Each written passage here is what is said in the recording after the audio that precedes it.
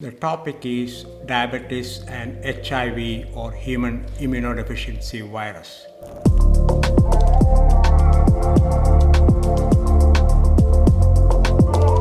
I'm Dr. John.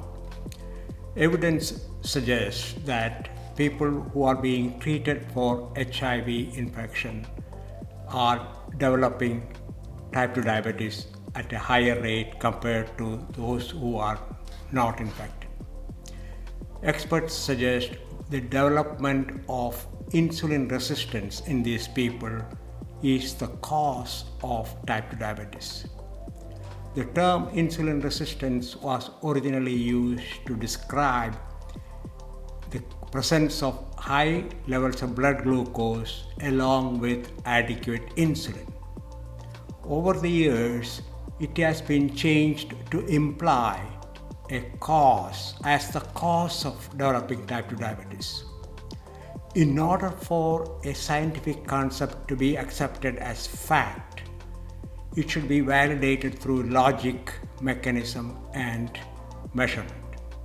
For example, what is the logic of saying that only 3 muscle, fat, and liver cells in the body become resistant to insulin in a person with type 2 diabetes when there are 200 different types of cell in the body? Nobody has explained or clarified a mechanism at any one of these 3 sites. Without these 2, all you can measure is a symptom, which is blood glucose, rather than the degree of insulin resistance. In other words, insulin resistance as the cause of type 2 diabetes has never been validated. So why are people infected with HIV having more incidence of type 2 diabetes? The medications, the antiretroviral agents used to treat HIV can also block a mechanism of formation of fat cell.